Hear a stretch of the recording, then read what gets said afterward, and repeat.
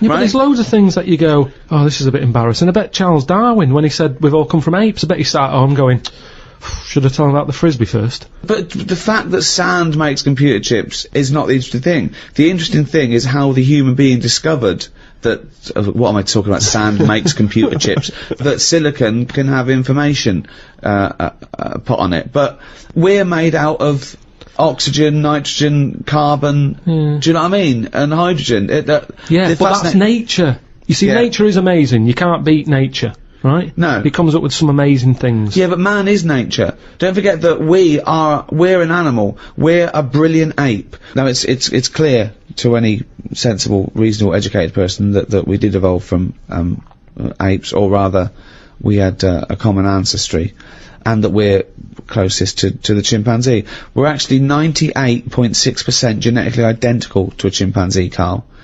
We're closer to a chimp than a chimp is to a gorilla. Genetically speaking. I just find that hard to believe when you I'm telling you it's true, so what are you finding hard to believe? Well, your eyes, your own eyes are what sort of comes up with a lot of, thoughts. No, one's eyes don't come up with thoughts. No, Two, but what I'm saying is, what you mean is, through your own eyes, you look at things and make up your own decisions. So if there was no Darwin or anything, and I was sat somewhere and someone said, right, we're gonna bring a few animals in, one of them's related. Right. They're all related. Alright, but they're all related to you, but one's not so long ago, right? And they brought them in, and they lined them up, and there was a chimp stood there, and a gorilla, and what's another one? Orangutan. Right, yeah. Right, I go, the orangutan, send that out. I'll be first to go, so he's definitely not linked to me. See, I disagree, but there we go. That's just looking at you. Yeah. So the hair colouring, there's none of that in our family. Well, there's no hair. I like the fact that it loses out because it's ginger. So that's gone. Right, so I'm left with a gorilla and a chimp. Yeah. I would go for the gorilla. Well, it's a good guess, but you'd be wrong. So we are much closer to the chimpanzee, okay? 98.6% genetically identical. Think of that. We only differ on 1.4% of our genetic makeup. That must be the arse.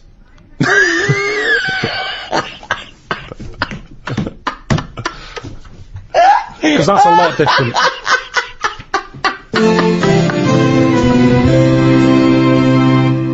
Animal rights is a hot topic. It's a big issue. What rights should they have?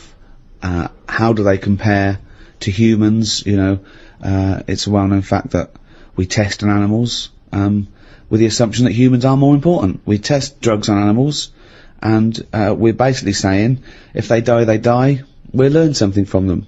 People do make distinctions between animals, right? They know that it's probably more acceptable to kill an ant, than... punch a cow.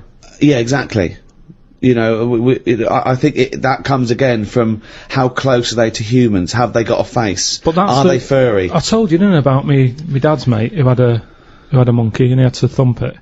What? Why, there's two things there. One, why did he have a monkey? Two, what sort of discipline is thumping a monkey? What was the monkey doing? He was annoying his wife a lot and sort of, you know, pinching her arse and stuff like that. Right, no, that's wait not a minute, true. we've never heard this before. How have we had all these years of monkeys and we've never heard this ages before? Ago. Your dad had a mate who had a monkey? Yeah, I'm sure I told you. Well, why did he have a monkey? Just for a laugh? Well, it was back in the day when people did. They all had, like, odd, sort of pets and that, didn't they?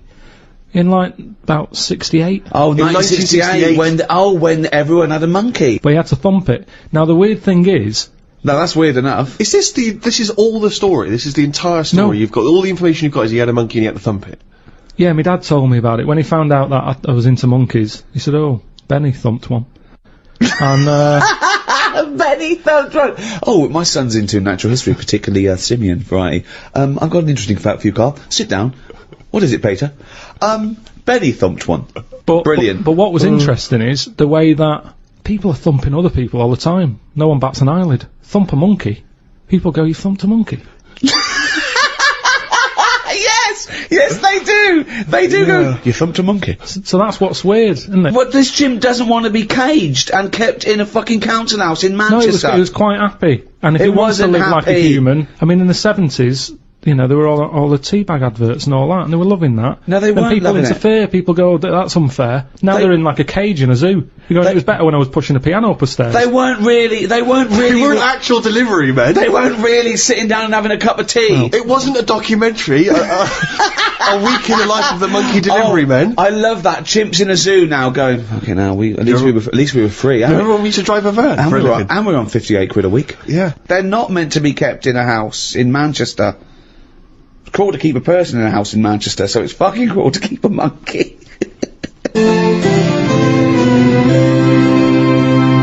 Are you aware, Carl, that 99% of all forms of life that have existed on Earth are now extinct?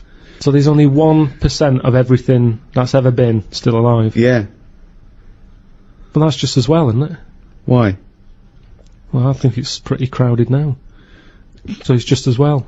You see, this is what I'm saying now. Years ago, they accepted that. Cavemen wouldn't have been going, oh, we're losing stuff's dying.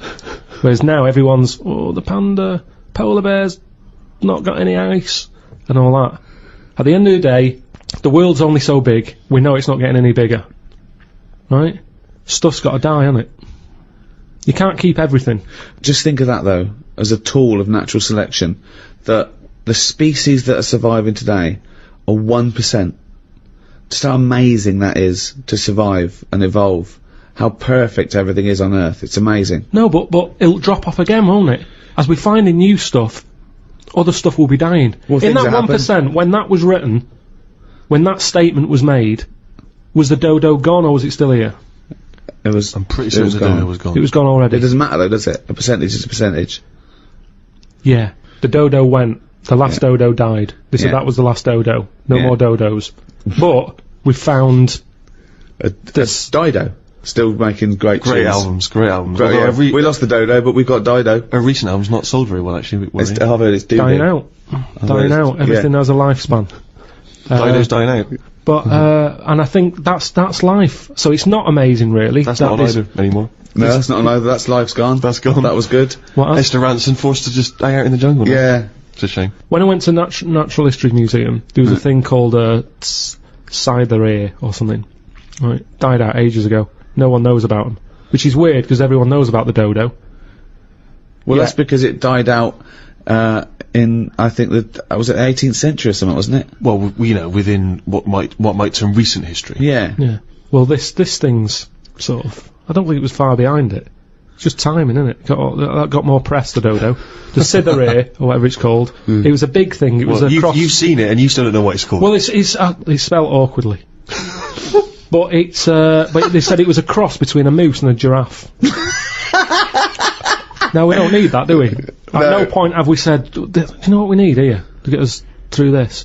Well, that's funny because when they first named the giraffe, they called it the camelopard because they thought it was a cross between a camel and a leopard. Really? Yeah. Well, I can tell you that when zoologists examined a platypus for the first time, some of them thought it might have been a hoax, because they thought it could have been different parts of different animals sewn together, because the platypus has the fur of an otter, the tail of a beaver, the bill and feet of a duck, and the venomous spurs of a fighting gamecock. So they assumed that It was must like a have been a scrap hoax. eat challenge of animals. Yeah, I remember, right? But they actually... Sorry, go on, say, go on. well, just to clarify that, it actually is descended from a link between reptiles and mammals almost 150 million years ago, a sort of living fossil. When I was about 13, 14, I once tried to improve the animal kingdom by making the hardest animal ever, the most perfect animal. Now, just to clarify, you didn't, in sort of Frankenstein style, No. try and bolt various bits of animals together. It was a drawing that I sent to Blue Peter. There was no competition going on. You just thought they would be appreciated. I thought they'd look at that and they'd go, well, he's a genius. Yeah. This is like Da Vinci. Sure. And this is the animal. This is what I thought, the perfect animal. I mean, when I say perfect, I meant the hardest animal. This Right. animal, it could take anything. It was just the strongest, hardest, fastest. Right? Yeah. So, I started with the head of a lion. Of course, that makes Do you know what I mean? sense. It looks good. Bite you, right? Okay. I popped that on the body of a rhinoceros. Okay, so it's got the toughness, the armour, if you like. It's full strength. Head of a lion. Think of that. So you've got this picture. Head of a lion, body of a rhino. Perfect. Okay? Hold on, though. Pop some arms on it. The front arms were the arms of a gorilla. The arms of a gorilla. So it could punch, grip, it could make stuff. The lion, I mean, that's where the lion falls down, because it can't make stuff. Sure. It can't climb, you know. So, okay then, wait a minute. You think that's got enough weaponry? Sounds like it. No. Pop on the tail of a giant scorpion. A giant scorpion? Yeah, yeah. So a scorpion that's the size of a rhinoceros. Exactly, so the tail was as long as that rhino. So now this is a scary animal. Yeah. And this is where the animal fell down. I thought, right, legs. Well, the fastest animal is the cheetah. Cheetah. Popped on 4 cheetah legs. 4 cheetah legs. It would have collapsed. Crushed under It the would have weight of the collapsed rhinoceros. immediately. So, Yeah. yeah. And you drew this, did you? Drew it, yeah. Did you show it to anyone? Yeah, other my than- mates went, that's brilliant. Right. They said, that's brilliant. And then just sent straight to Blue Peter. Yeah. Any reply? No reply at all. Really?